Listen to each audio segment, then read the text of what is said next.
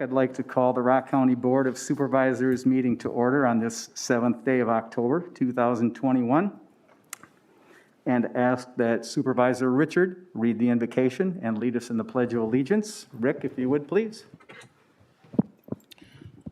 God, grant us the serenity to accept the things we cannot change, courage to change the things we can, and wisdom to know the difference. I pledge allegiance to the flag of the United States of America and to the republic for which it stands, one nation, under God, indivisible, with liberty and justice for all.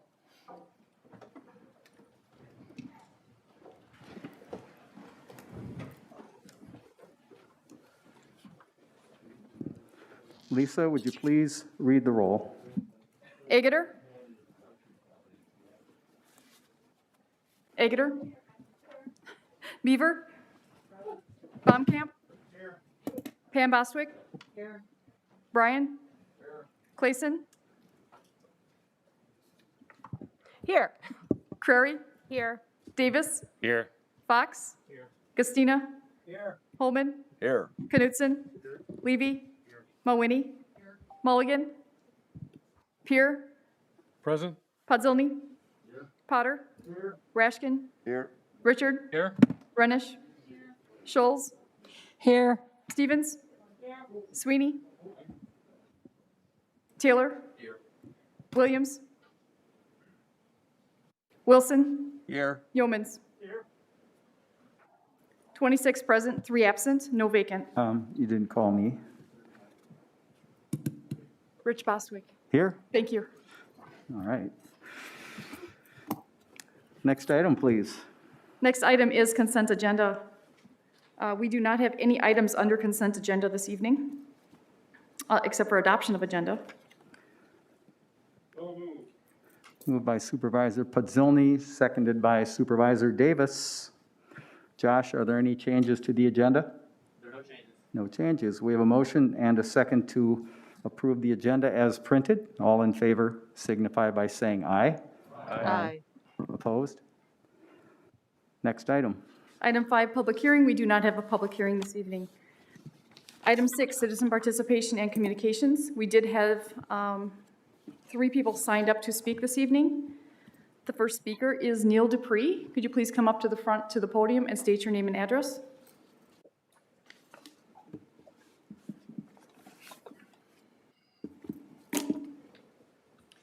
Neil Dupree, 714 Wilson Avenue, Janesville.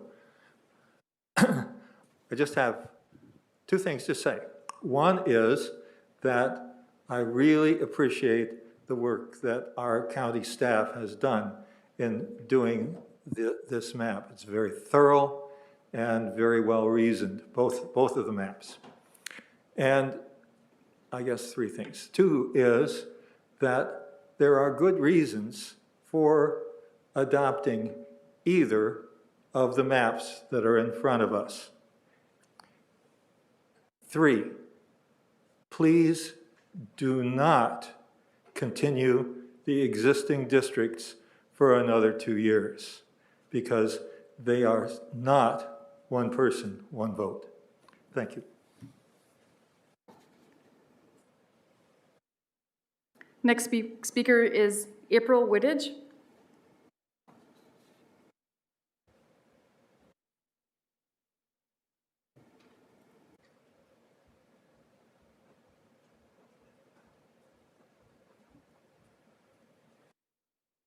Can you guys hear me okay? Oh, I guess I can. I'm April Whitledge. In 1938 Portland Avenue. I'm a resident of Beloit, District 17. Tonight, you'll be voting on the tentative supervisory district map, especially district draft 2, sorry. I oppose the second draft for the following reasons. The State of Wisconsin Legislative Reference Bureau Statute 59.103C3 states the districts under the amended plan shall be substantially equal in population according to the most recent statewide federal census and shall be a compact of form as possible. The statute explicitly states compactness should be a priority and clear to the board's attempt to replace compactness, a different priority in importance appropriate and specific violations of the Wisconsin state statute.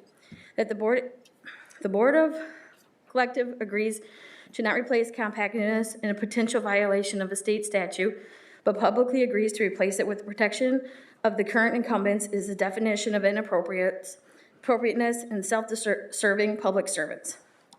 Also, the hypocrisy can be overlooked as in February 2014, the Rock County Board of Supervisors passed a resolution related to the legislation and congressional redistricting at the time. In this resolution, it states that the process promotes more accountability and transparency and prohibits the consideration of voting patterns. Party information and incumbents' residence information. This resolution was also was important and sent to the governor, Republican governor, and I might add, and the Wisconsin Association and legislative bodies at the time. I believe the board must respect the seriousness of the following state statute and protect its constituents, not their incumbencies. I respectfully request each and every member of the elected body to vote against Draft 2 and instead adopt Draft 1, which was developed on behalf of the voters. Thank you. Next speaker is Ryan McHugh.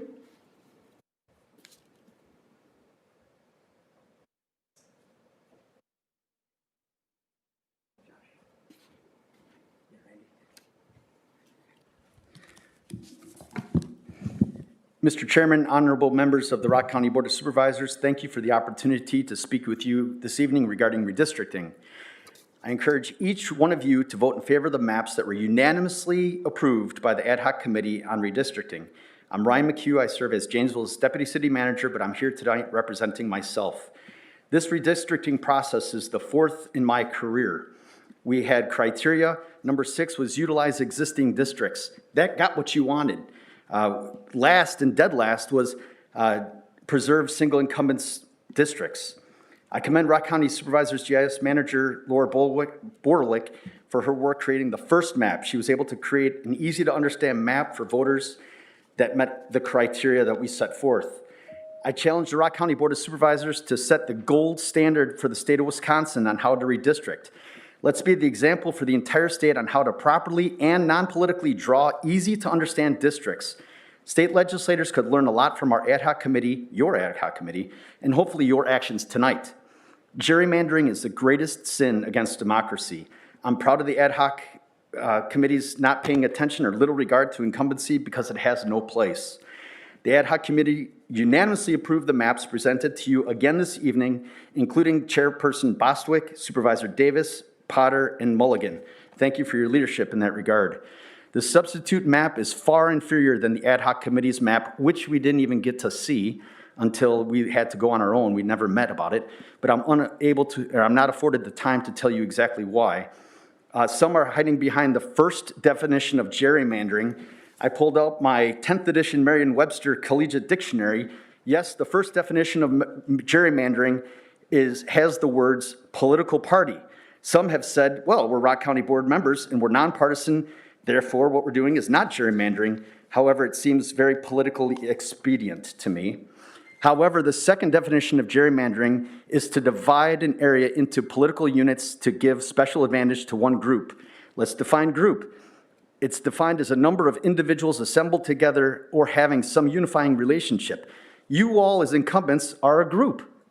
Therefore, in my opinion, the substitute maps are nothing short than gerrymandered. And gerrymandering is the greatest sin against democracy.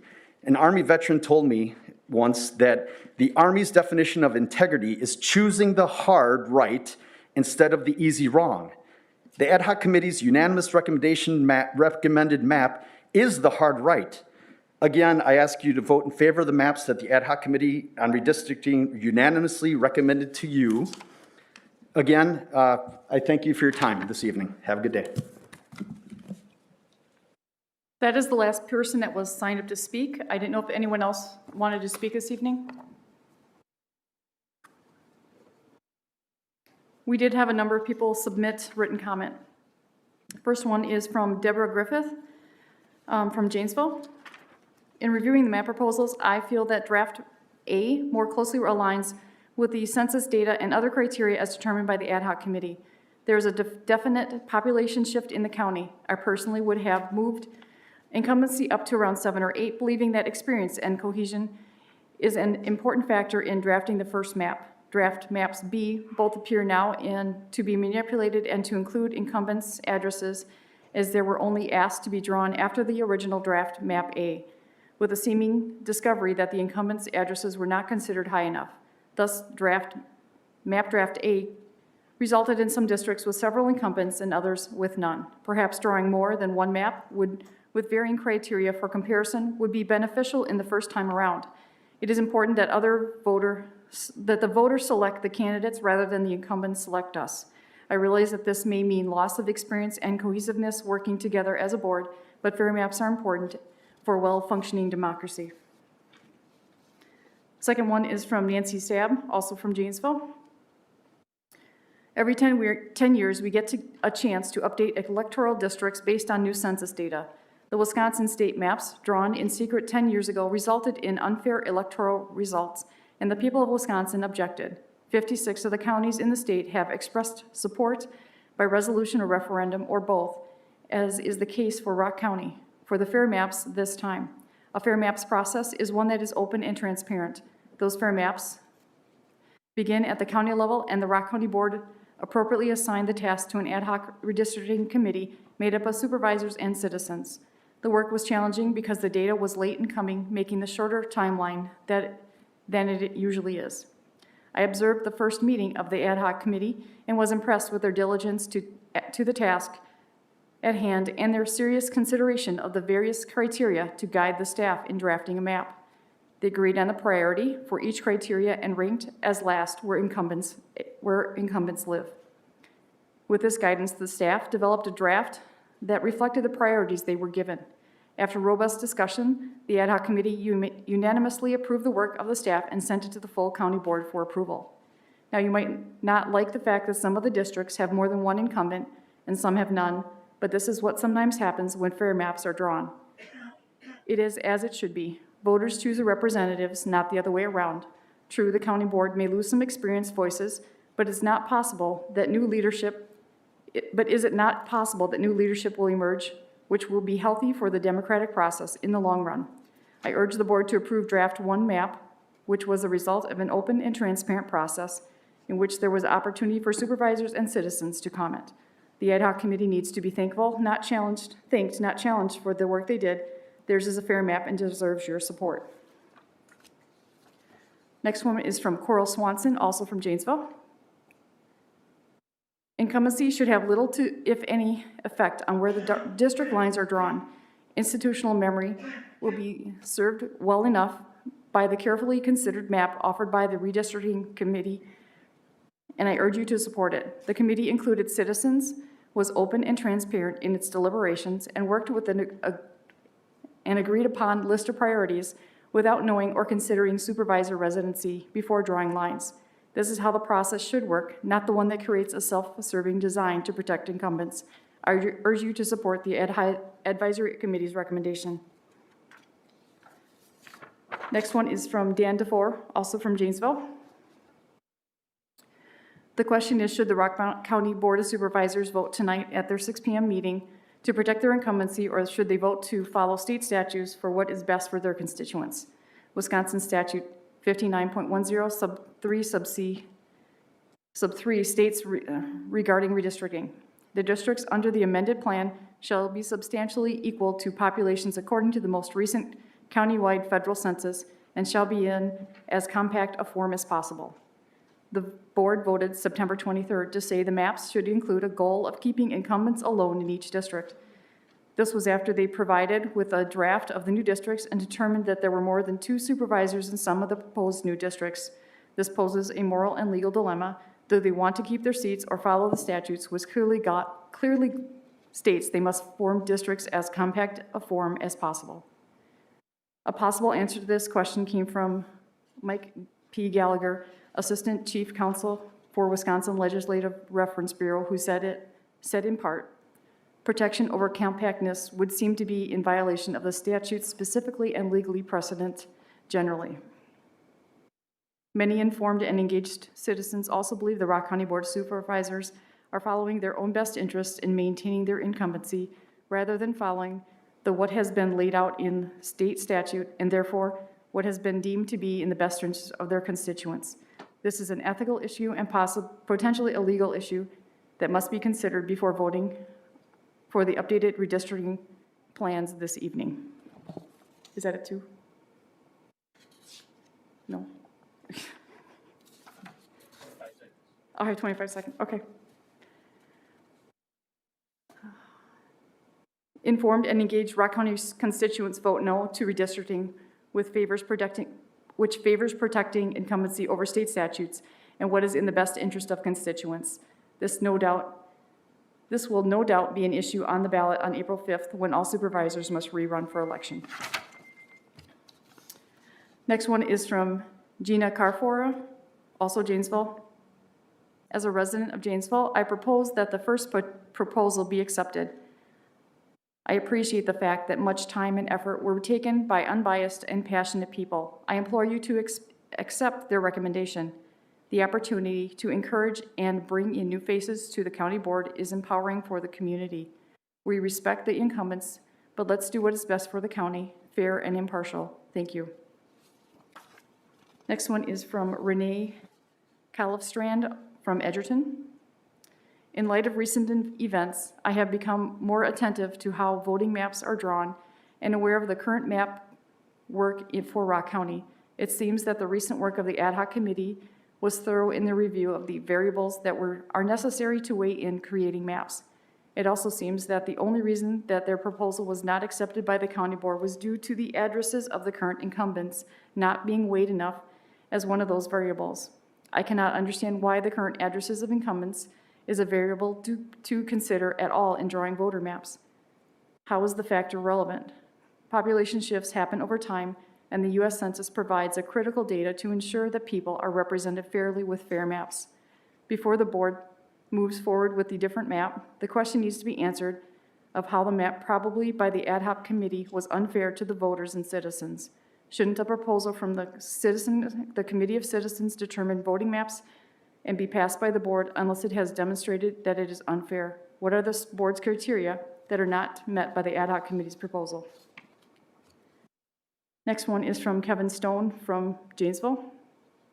Democrats and Republicans both claim they want to get rid of gerrymandering. Is this a good time to get rid of it, or is it really not that bad, where we can use it again and maybe stop using it 10 years from now? I like the idea of voters choosing the candidate instead of the candidates choosing who their voters are going to be. Next one is from Chris Last from Janesville. It is the responsibility of the county board to represent all constituents equally. The demographics of the county have shifted and resulted in an imbalance of representation, which can be corrected using the proposed maps. People are behind these numbers, and as such deserve to be counted and properly represented. This may cause a shift in districts, but that is the nature of growth and change within our county. Please take a serious look at what is best for citizens of the county and approve the maps as presented. That is the last comment that was submitted.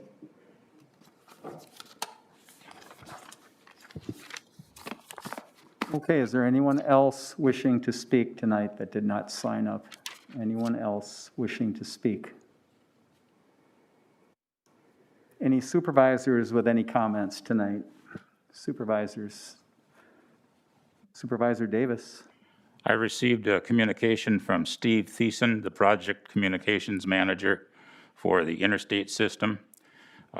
He told me that the interchange in Janesville should be open and running on November 6th.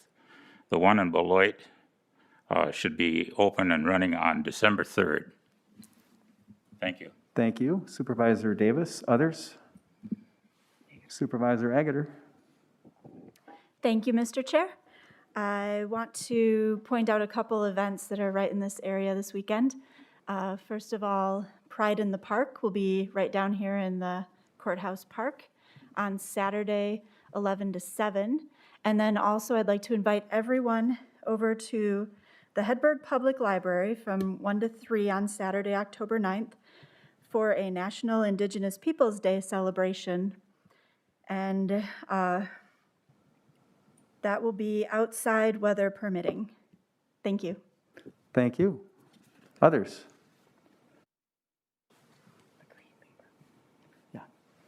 Anything from staff tonight? Just a reminder that I believe Josh mentioned at the last meeting, Hugh Life, our consultant on organizational excellence, is having a focus group specifically for the Blue Ribbon Commission and the county board members for next Monday at 6 p.m. It's a Zoom meeting. It'll last approximately 90 minutes, and your input would be greatly appreciated. You have a bright orange, highway orange sheet of paper in front of you, so. Yeah, that was emailed out this late this morning, early this afternoon. Now I can email it again.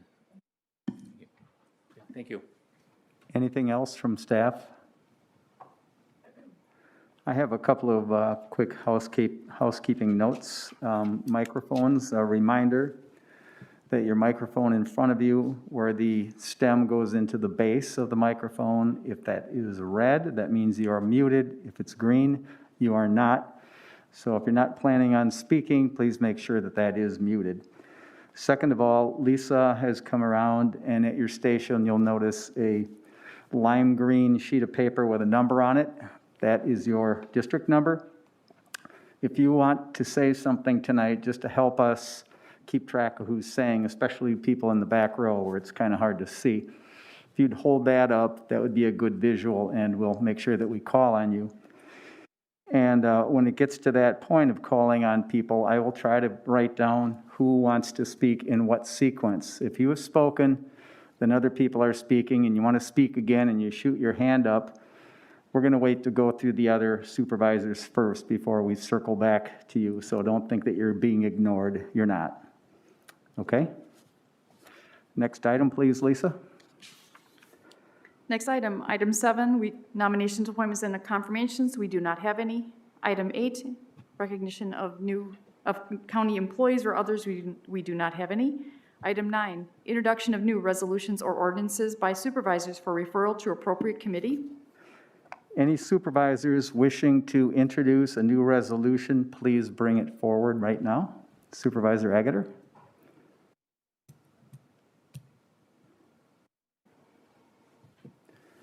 Thank you. Supervisor Agutter, when you sit down, if you could give us a brief summary of what that is about, please. Thank you, Mr. Chair. The county board has been very supportive in the past of Indigenous Peoples Day on the second Monday of October. So this is the proclamation of Indigenous Peoples Day, similar to what we did last year. Thank you. Any other supervisors wishing to introduce a new resolution, please bring it forward at this time. Or any supervisor that wishes to introduce a new resolution, but you don't have a paper copy, if you'd like to mention it, we'll accept that. Anybody in that situation? Okay, seeing none, next item, please. Next item is item 10, reports. We do not have any reports. Item 11, new business. 11C, approving tentative 2021 County Supervisory District Plan. Okay, let me backtrack a little bit and review how we wound up our last meeting. At our last meeting, we had a motion and a second to approve the original maps provided to the board. We had a motion to table that until tonight, so we're going to be taking that up again at that same point in time. We also made a motion and approved it to have Jen create an option of other maps. So that's where we are tonight. So we're going to start out with Jen walking us through the maps, answering any questions you have. When she's finished with that, Mr. Greenlee will be summarizing where we are and how we can proceed, and then we'll get into the discussion portion. So, Jen?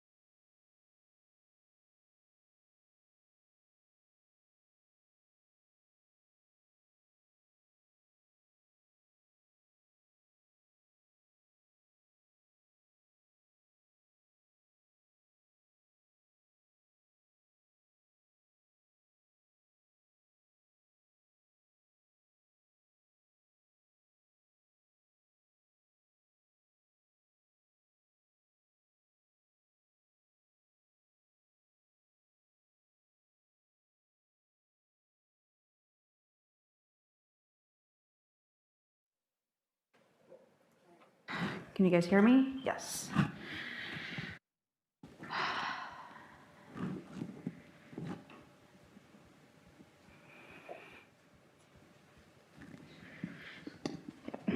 How you guys doing? Good? All right, so tentative supervisory district, take 2.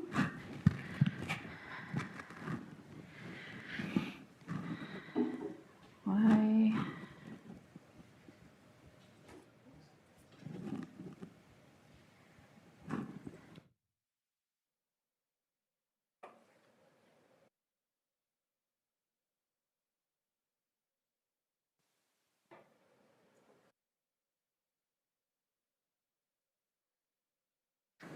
So in draft 1, as you all know, equal population was first, contiguousness, municipal boundaries, minority representation, compactness, school district boundaries, and then 7th came in tied, future growth, existing wards, physical features, community of common interest, and polling locations, incumbency was not considered.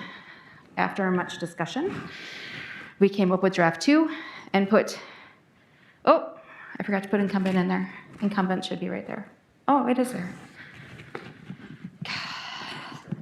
Yeah, can I have a do-over? It's a day. The podium light. Oh, Mike. Is that why it's echoey? Okay. All right. So we have protection of incumbent districts over compactness.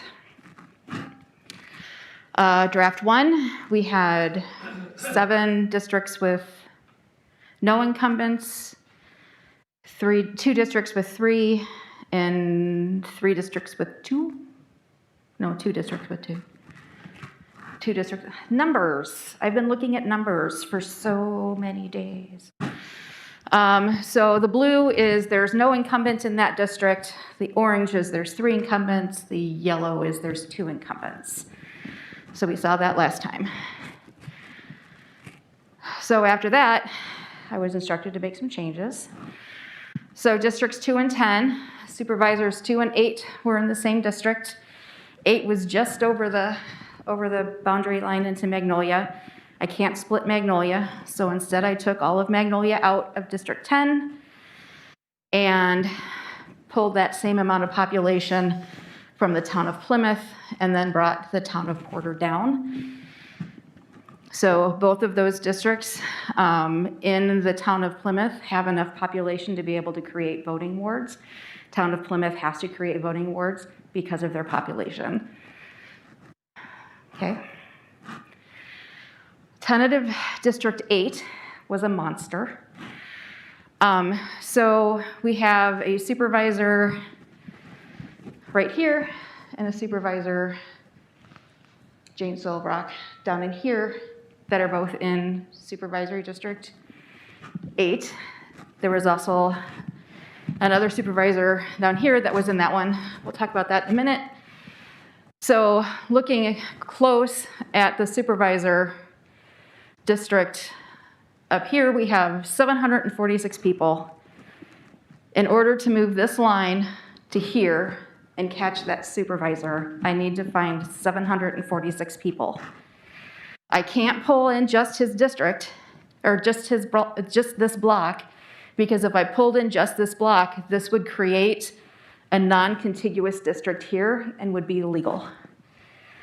So instead, this whole thing would have to move. And in order to move this population, I need to move 746 people from 8 to 4, 746 people from 8 to from somewhere to District 8. I have to get 746 more people into District 8. And then I need to figure out where from District 4 those 746 people are going to go to. So I looked at this a few different ways. I brought in District 20 and followed the municipal boundary. Doing that created a conflict with the supervisor here. I tried moving this over and then pulling in, instead of having 2 come down into Plymouth, I moved 8 over. When I did that, now I have to grab more people for the town of Porter, which pulled into the town of Fulton, which created a bunch of splits in the town of Fulton that don't need to be there, and were looking pretty scary. And then I had to try to figure out where to grab all of these people that I just pulled out of the town of Fulton from over here. So I ended up coming all the way around into the city of Janesville over here and messed a bunch of stuff up in here. So I ended up walking all the way back and leaving this district here. There's just no way to get this supervisor and this supervisor out of the same district without violating one person, one vote, contiguity, and whole municipalities. So 26, again, this is that one that was, I couldn't separate them out. So these are the census blocks: 4, 9, 38, 18, 3. Do you remember that other one that had 442 people in it? These districts are not uniform in population. In order for me to catch that, I have to bring in 300 people from the town of Rock for them to be able to create a ward. If I did that, I would have to take all the way to the boundary, which would then put District 8 in 2 pieces, one on top of each other, and would be a non-contiguous illegal ward or supervisory district. Okay? So now we move on to Supervisor 28. 28 originally was this part of the city of Janesville, and then the little inset of the town of Rock. Population down here wasn't very high, so I was able to, there was a detachment in the city of Janesville along the Rock River, I don't know, a decade or so ago. So I was able to bring this supervisory district line through the city of Janesville along the Rock River into this area to pull in this supervisor, which then, in order to get populations to balance again, I needed to pull a block from there, and I don't have it on this map. Can you go back 2?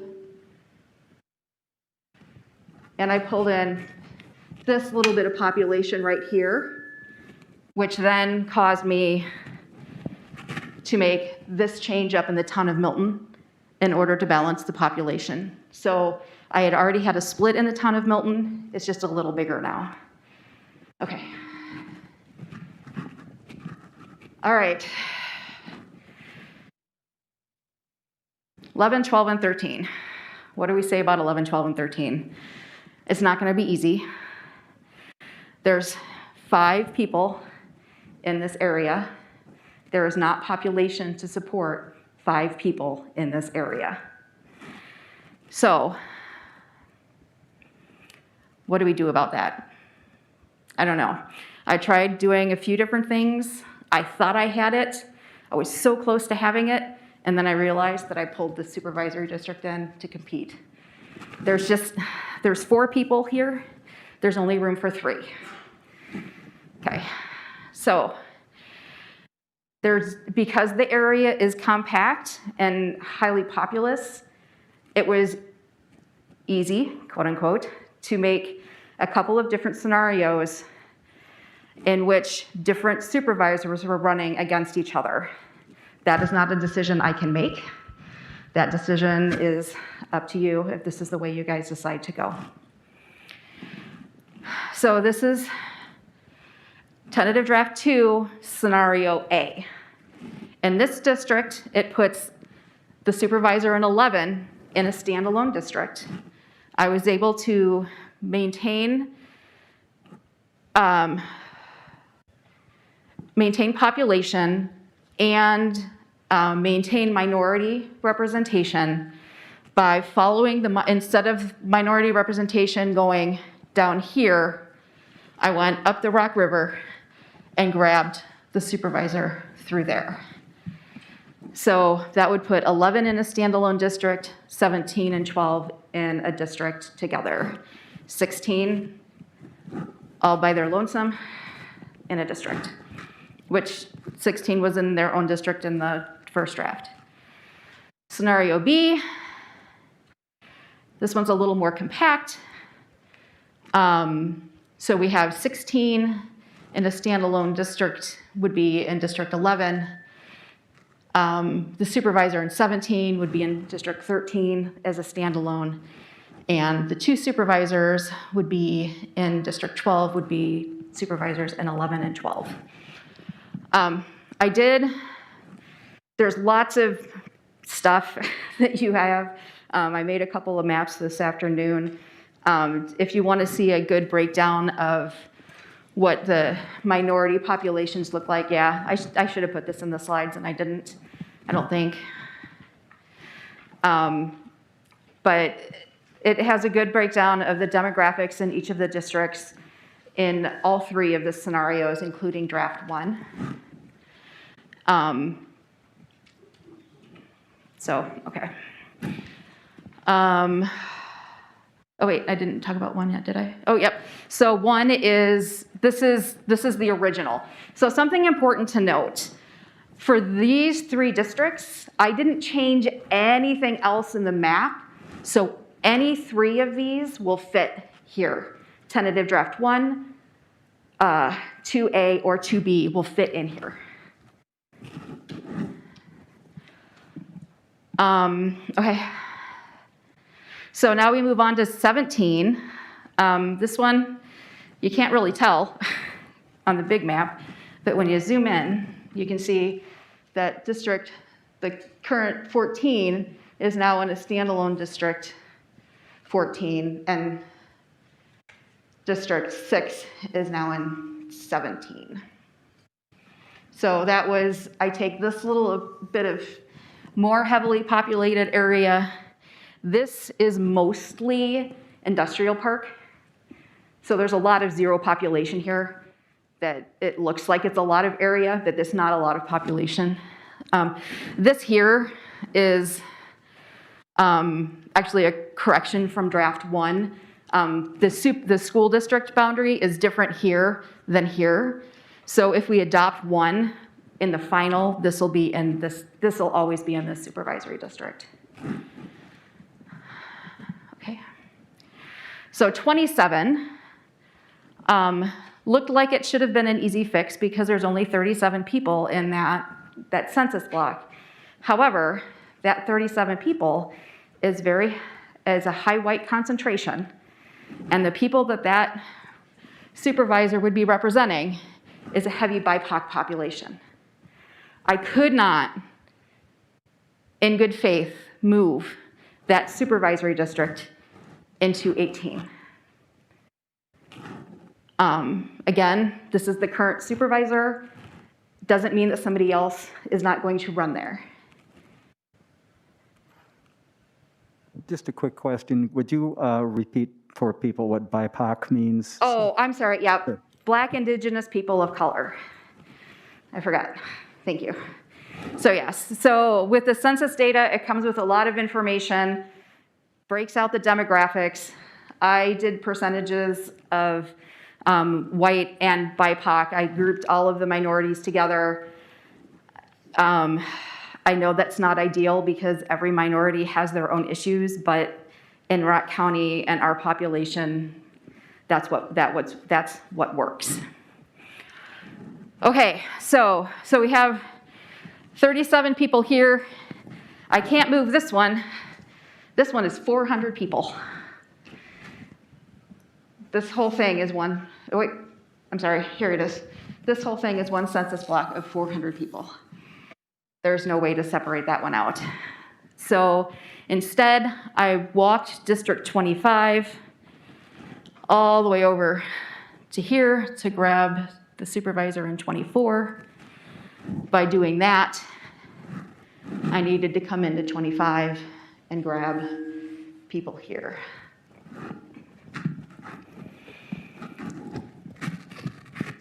So the good news is the deviation went down 4.38% for draft A. So again, 10% is what's considered constitutional. We want to get below is 10% as much as we can. Their initial maps were 5.63%. So by going and being able to grab a couple of different census blocks to grab the supervisors, I was able to equalize the population a little more.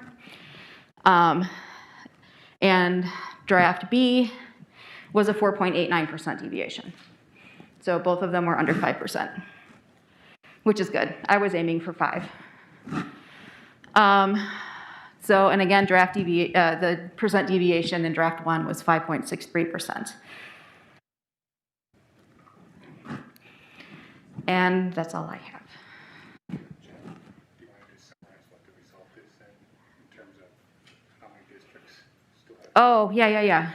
So in this map, I had it and then I took it off. In scenario A and B, I had, I have 2 people in this district, in District 8. I have 2 people in either 11 or somewhere down here in the city of Beloit, depending on how everything shakes out. I have an empty supervisory district in 18 that can be seen because I had to remove a supervisor here, so we need to get another one up here. And then there's no supervisor in 4 because I just can't do anything there. I just can't.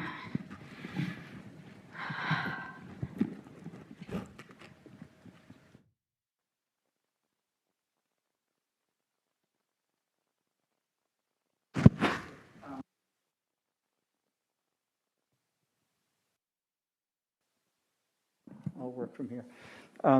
At this point, we'll turn it over to Corporal Counsel Greenlee so he can explain our options and how to proceed. Thank you, Mr. Chair. So if everyone, they have their resolution kind of in the packet from that was distributed for today, you'll notice that in the therefore resolved clauses on line 22, the resolution states, does hereby approve the tentative 2021 County Supervisory District Plan.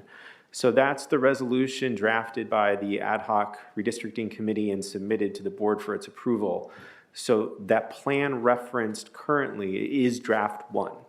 If the board were to approve this resolution, it's approving draft 1. If the board wishes to approve a different draft, then it needs to amend the resolution. And it could be done either to reference draft 2A or 2B.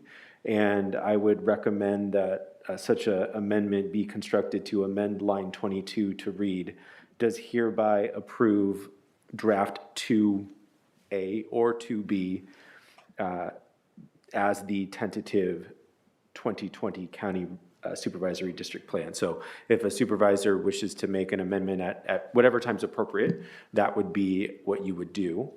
We would then be able to vote on the amendment, assuming that it garners a second. And depending on the outcome of that vote, either that would be approved and we would go on to consider the resolution as amended, or if it was defeated, then we could consider another amendment. So you would have the opportunity to identify 2A. If it failed, identify 2B. And if that failed, you can still vote on draft 1. So there's options as we move forward. And if at any point there's questions, I'm happy to answer those. Questions for Mr. Greenlee before we go ahead with comments and amendments, et cetera? Supervisor Agater?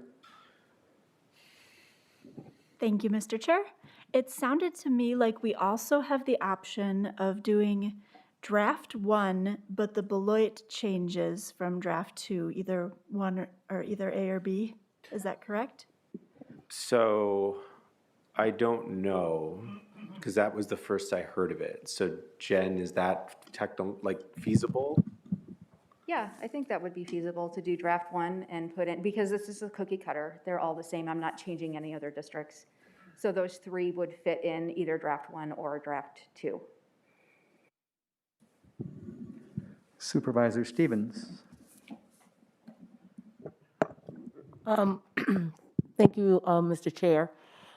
My comments from the last meeting was my concern about the lack of focus on the districts in Beloit. So I actually agree with the comment that Supervisor Agater made, which was looking at the changes that were made in in the second draft with respects to the changes that were made in Beloit. Because that was my concern, if you recall, with the communities of interest. And I specifically asked if you had gotten any feedback related to Beloit, and you said you didn't know Beloit. Right. And it looks like with the second draft, you took a little bit more care in how you looked at the districts in Beloit. Is that correct? I looked at, so when I did the draft one, I was going for compactness. So I drew based on where I could group, where I could get the highest concentration, BIPOC population in the most compact way. So I did pay due diligence in trying to do it that way. And having to look at it other ways is the way the other maps came out. Okay. Yeah. Well, the comments that I received from people as we looked at the differences in the maps, where we noticed that it looked like the maps as far as Janesville were concerned weren't as concerning to us as the maps the way Beloit were drawn, particularly with some of the historical things we knew about Beloit. And it felt like the way the maps were drawn in Beloit didn't really take those things into consideration. And I don't know if that was purposeful when you kind of looked at Beloit this time around, but whatever adjustments you made, it felt like to us those corrected some of the concerns that we had in Beloit. So it was literally just me following the population, but in a different way. Okay, thank you. I can't map what I don't know. And I am interested in knowing what's going on in Beloit. And I want to make sure I get that in notes for 10 years from now. So I know where those communities are. So a year ago, I did training for this. And for the training, we were using the 2011 data. And that's where some of the being able to locate minority populations came into play. And when I was looking at those, I realized that I had inadvertently, last time around, potentially split populations that probably shouldn't have been split. And I was trying to make things right and to do better. So, I apologize if that is what it looked like. That is not what was happening. Okay, I appreciate it. I thank you for the work that you did on the second map, and that was my biggest concern, was it felt like enough attention had not been paid to what happened in the districts in Beloit. So I appreciate it. Thank you. Supervisor Renish? Yes, I'd like to make an amendment to the resolution. Line 22, hereby approve draft 2A as the, as the draft. But I also want to include the Beloit changes in that amendment. That would include the Beloit changes. So 2A and B are differentiated by the two different new Beloit maps. So that is what is in 2A and B, plus the other revisions to incumbency. Okay. So So I think, or I'm sorry, I don't think, I know that 2A is a little less compact. However, the communities of interest have been taken more into account with this. There's quite a bit less deviation than map A, and then communities of color are also, so I'd like to make that amendment, please. The second was Supervisor Knudsen. Okay, Supervisor, or rather, Corp Counsel Greenlee, would you read back the amendment for us, please, before we discuss any further? Sure, it would be that the county, the Rock County Board of Supervisors hereby approves draft 2A as the tentative 2020 County Supervisory District Plan. Okay, so that is the motion on the floor. We have a second discussion, comments, questions. Supervisor Levy. I would just like to ask a question for clarification. As we talk about Beloit, did you state that Beloit could not support 5 and we would have to go to 4? And maybe I missed which area was being eliminated if we go down to 4? And maybe I didn't, maybe I'm missing, or did we add, because we're going down from 5 to 4, and I guess maybe I missed a major change in there. So in 2011, in order to get the other supervisor in there, it was, I think it's current supervisor in 11, that supervisor actually also has part of the town of Beloit. The town of Beloit does not go in there now, and that is where.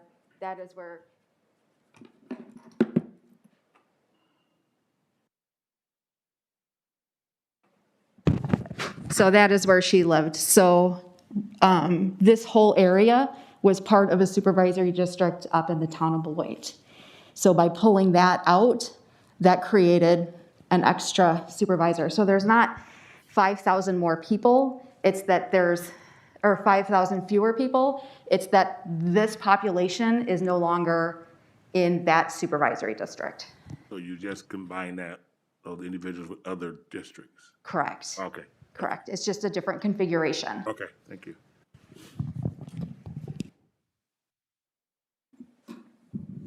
Comments, questions?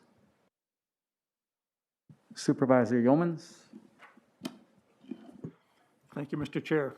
Jennifer, you've done a tremendous amount of work and effort and very thoughtfully done, and I commend you for your work. I just have one question that is really probably easy to answer, but when people talk one person, one vote, I take that literally, that you're looking at one person and one vote. And yet, one of the members of the nonpartisan commission that did this said that draft 1 is not one person, one vote, and I'm confused about that. What is the definition of one person? Well, draft 1 is one person, one vote. That's the percent deviation.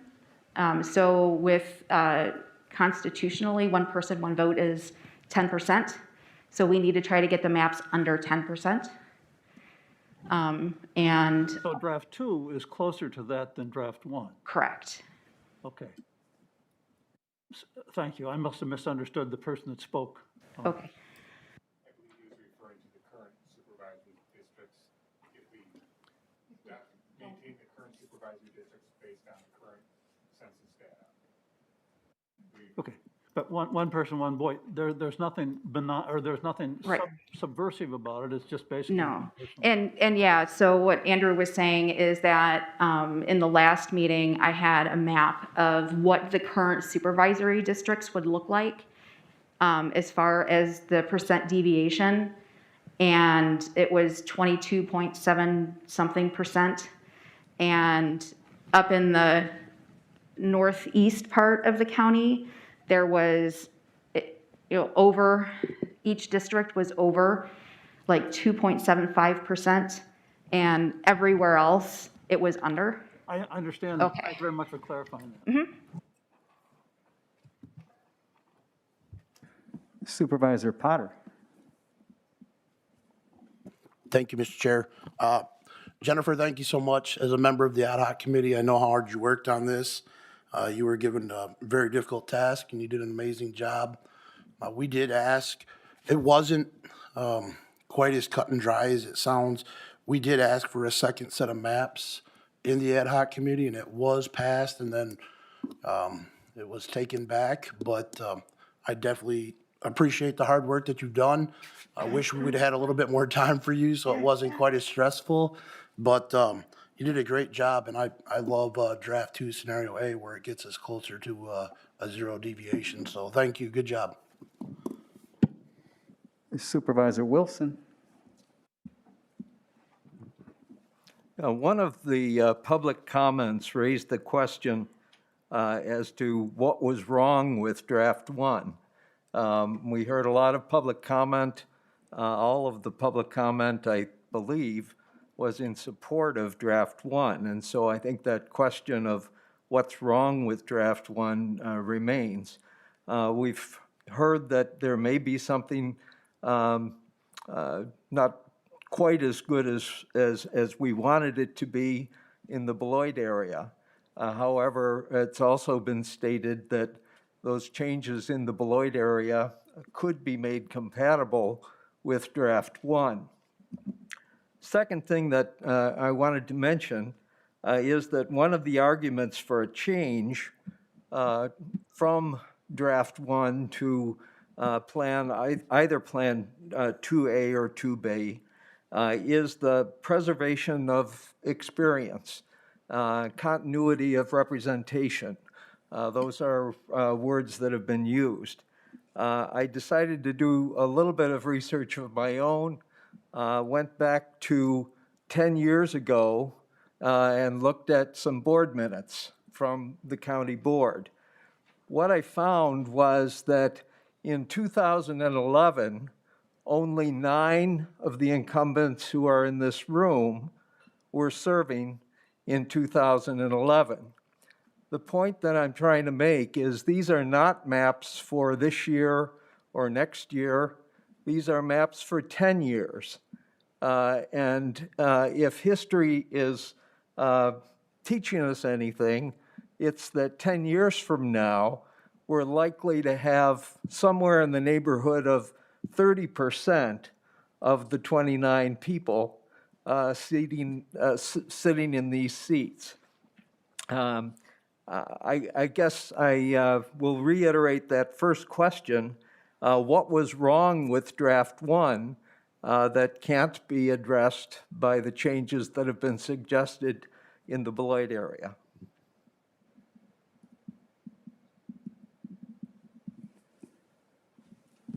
Supervisor Agater, you had your hand up earlier. Do you wish to speak or no?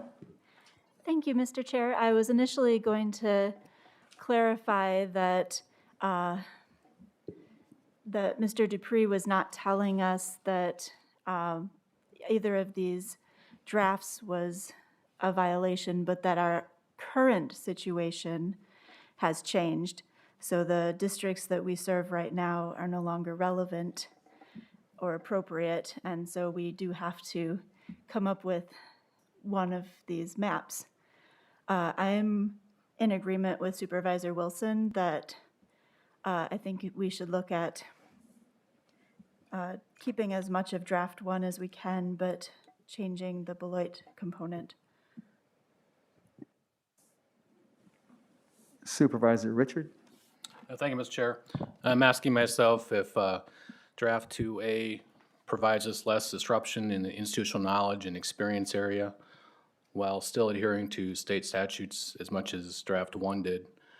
So I guess my question is to Corp Counsel, if draft 2A is legally robust for state statutes as much as draft 1, or if he can comment any differences. Thank you. I don't see any significant change in risk based on adoption of either 1, 2A, or 2B, or 1 with the Beloit variation of A or B added to it.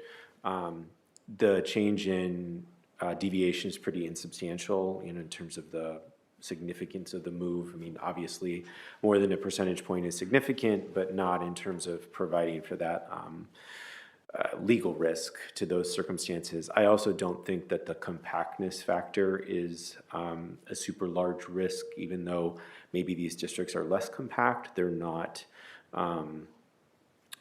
unusually uncompact, and so I don't see that as particularly risky either.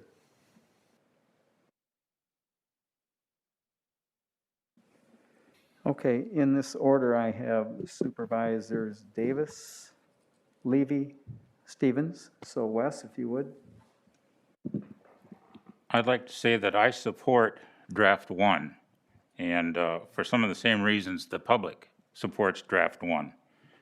And I believe that this preserves the census blocks pretty closely, and community growth patterns are generally to the north and east in all of these communities.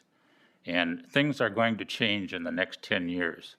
We should be ready and prepared to deal with that change, regardless of what happens to our positions. Thank you. Supervisor Levy. Just to Josh, I think I'll ask this question. This is a very, to me, a complex topic that we've been talking about here for a while. My question is, how are we going to communicate this with the public to get them to understand exactly what we did, why we did it, to make sure that they understand the process and why we made the decision that we made? Because I think, and I can just speak for me, that if it was not challenging in a bad way, for me to really grasp my arms around this, what is going to happen once it hits the public and say, here's what we're going to. I just want to make sure that we have questions out there that can be answered, or we can present it in a way that the public can understand exactly what we did and why. It's a great question, Supervisor Levy. I think fortunately we have Frank Schultz from the Gazette here today, who's going to record, I'm sure, in very detailed account of your discussions tonight. It is very complex, and I think, as you all know, it is very challenging to distill very complex issues down in a way that everyone's going to understand them. And so I don't mean to sound necessarily defeatist, but I don't know that there's any way necessarily to the board's satisfaction to communicate to the public the rationale, the reasons, in Jen's mind, why certain census blocks were moved and others weren't, and so forth. Unless they're watching tonight and have followed along with your last meeting, I think it's going to be very complicated to do. I don't think it's going to be anything that we can do with a press release. I don't think that if we were to write up a lengthy report, much as Jen has done, that will necessarily work either. So I just, I'm not sure there's a great answer, Supervisor Levy, to your question, other than, ultimately the ultimate solution of that is, as I think one of the public members said earlier, was, when it's time to vote again. And I think it'll be up to each of you as you go out and seek votes to explain, why the board makes certain decisions that it does. Okay, and then just a follow-up. I've had dealings with Frank a lot, so I'm thinking Frank could do a good job with this. If not, Frank, I'll probably be giving you a call, So no, Frank and I go back a ways, so we like to joke with each other. But the other thing is, I'm asking that when it's time for the vote on this, Mr. Chair, if you could actually repeat exactly the wording, exactly what that means, just for clarification purposes. That will be done. Supervisor Stevens. Yes, I had a couple of questions. I think in the last meeting, I think I asked a question about, do we know exactly what districts we had the most growth in the last, what districts have we seen the most growth in since the last census? Do you know? Can you tell as a comparison between the last census and this one? I think if we were are you looking at the districts, Yes, looking at I think that the map that I did, Andrew, the first presentation is still on there. The map that I did of the percent deviation of the county, I think that one is the one that kind of really shows what happened, where there was a lot of growth. So the map had a lot of growth in the northeast, but that was because those supervisory districts also cut into the city of Janesville. Okay. In supervisory districts 1, 3, and 5, which are Evansville, Edgerton, and Milton, respectively. Their population increased enough and in those municipalities to completely absorb all of the population that I had used in 2011. So go to the one with its giant purple here and blue everywhere else. This one, yep. So we can see there was, although this doesn't really, because the town of Rock lost 300 people, it must be because this is in the city of Janesville too. So these are the supervisory districts that are all over population, and the blue is where everybody is under population. So can I say, like, who had the growth and who didn't? This is probably the closest I could get to that. Okay. But nothing in Beloit, you can't really tell in Beloit. not in Beloit. And when we're done with this, I'm going to crunch more numbers and I'm going to figure that out. Okay, so, because my concern is, okay, when we had in one of our meetings, because I'm thinking specifically about the one where we talked about the legal action resolution. We had some folks in here who are landlords who were saying that we're having a housing crisis. We're running out of housing, particularly in certain districts. So if we're running out of housing in some districts, there had to have been a population growth. Because if we're running out of housing, that means how do you run out of housing if you don't have a population growth? So the reason I'm bringing this up, let's go back to District 13. Okay. Okay, can you bring up District 13? I have a concern about District 13.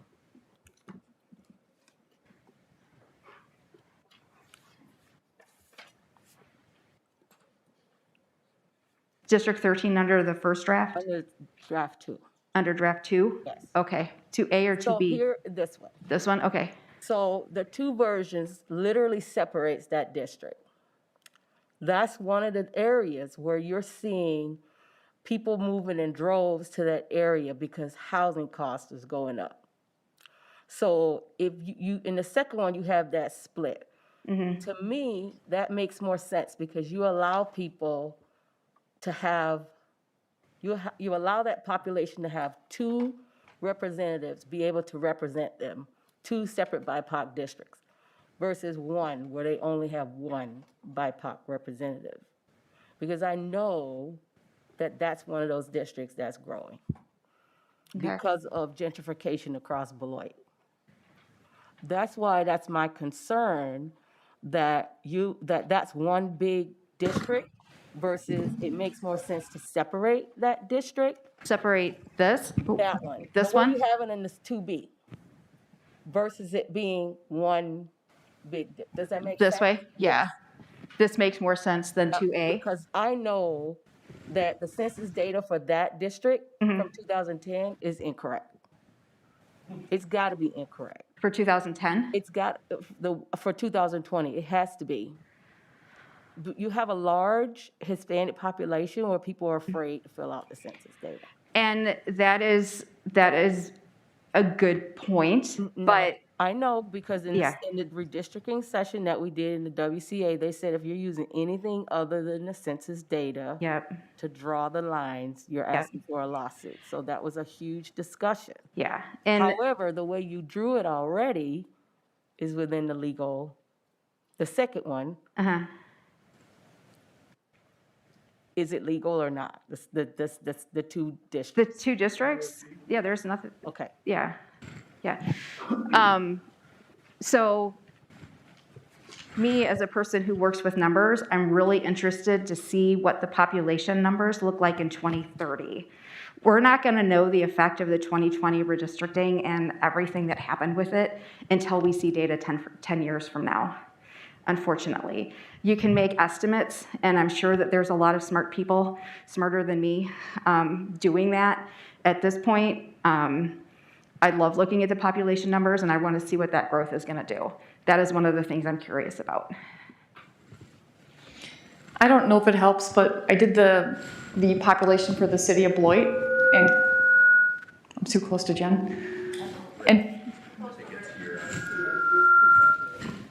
we all have mics on. So the population for the city of Beloit, if you divide it out by the total population for the county to figure how many supervisors you need, the city of Beloit needs 6.3 supervisors. In this map, you have 7. So just to give you an idea. So we would need almost 7.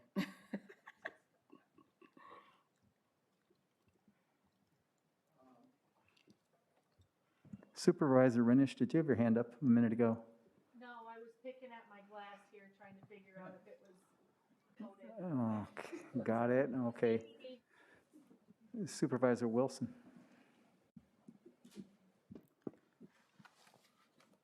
I think Supervisor Levy raises an excellent question in terms of how are we going to explain this to the public?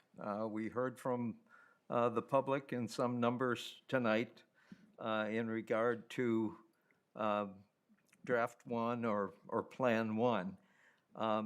The question that I'd raise in terms of how do we explain it to the public is on page 10 of the handout that we received today. And that's District 28. If you take a look at page 10, District 28, how do we explain the shape of that district to the public? What logic can we use to explain the gymnastics that the staff had to go through to create that district?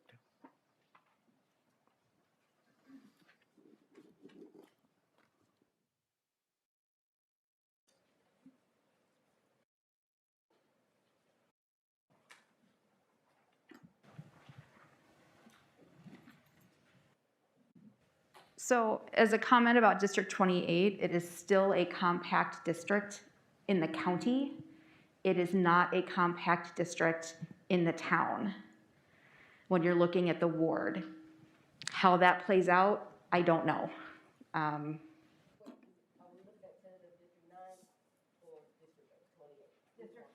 District 28 was in District 9, or was in District 8. And in order to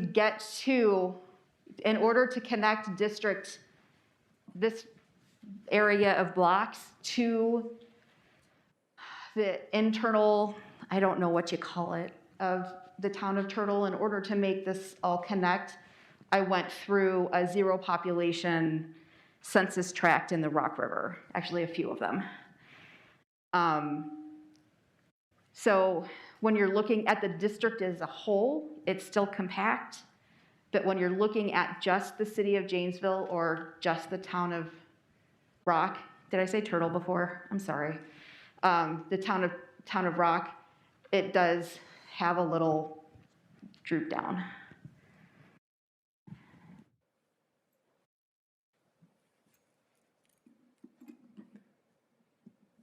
Supervisor Clayson.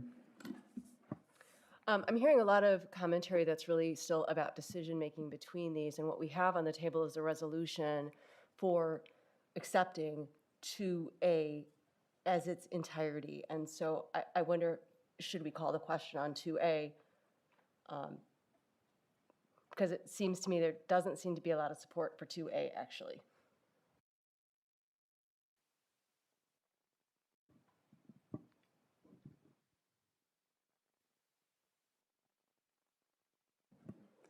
Are you calling the question? Okay, is there a second to that? Supervisor Taylor? Okay.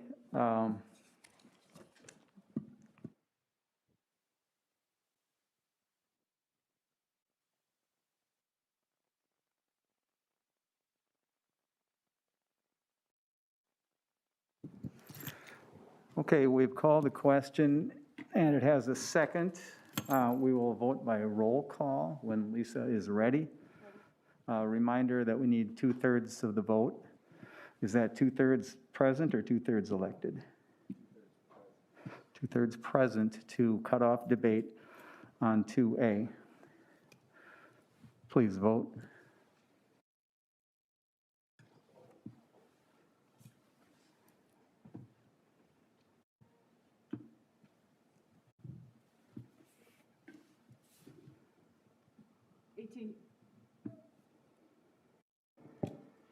18 yes, 8 no, 3 absent.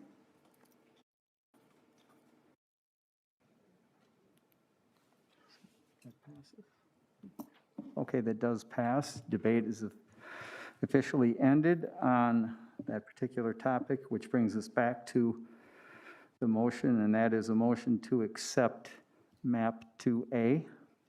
Am I right, Mr. Greenlee? So it's a motion to amend the resolution to articulate draft 2A as the tentative supervisory district map approved by the County Board of Supervisors. And can there be any further discussion, or it's just a straight, okay, we're voting on the amendment, and that is to accept map 2A. This will be a roll call. Are you ready, Elise? Please vote.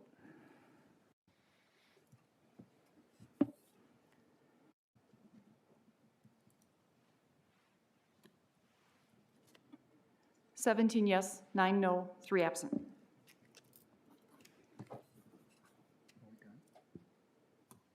have to vote on the whole thing. This is the amendment. Okay, Corp Counsel Greenlee, if you'd please read what is next for us in the vote. So the resolution then is still on the floor as amended, and would need to be approved by the body by majority vote. Are we able to discuss? Yes. Okay.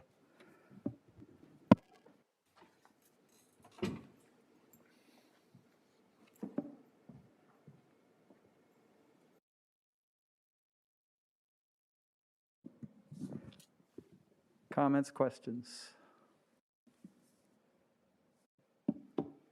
Supervisor Renish. I'd like to call the vote. I can't get my thing to work. Would you repeat that? I would like to call the vote. Call the question?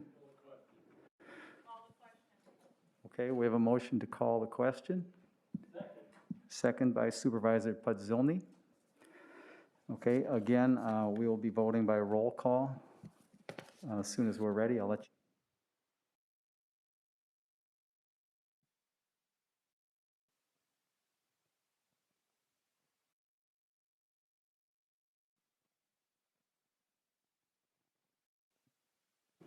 Okay, we are voting on ending debate on this issue. It needs to be passed by a 2/3 vote, just as before.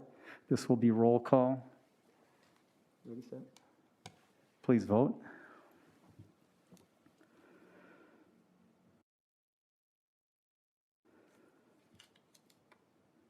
Supervisor Bryan?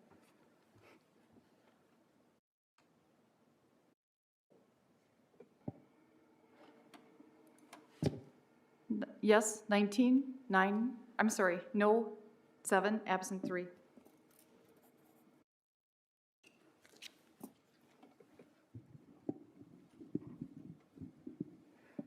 Okay, Corp Counsel Greenlee, will you tell us how to proceed at this point? So now we proceed to immediately to voting on the main motion, which is approval of the resolution approving tentative 2021 County Supervisory District Plan as amended previously. No discussion.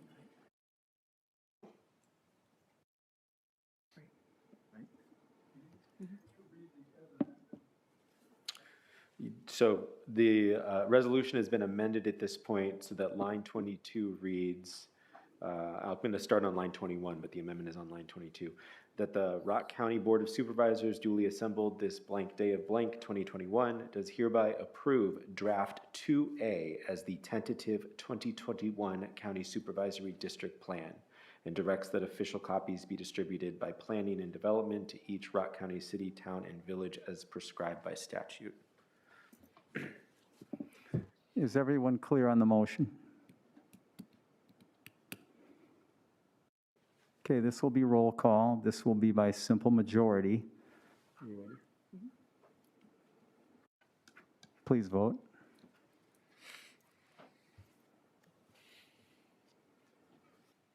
Supervisor Holman? Thank you. Yes, 17, No, 9, absent 3.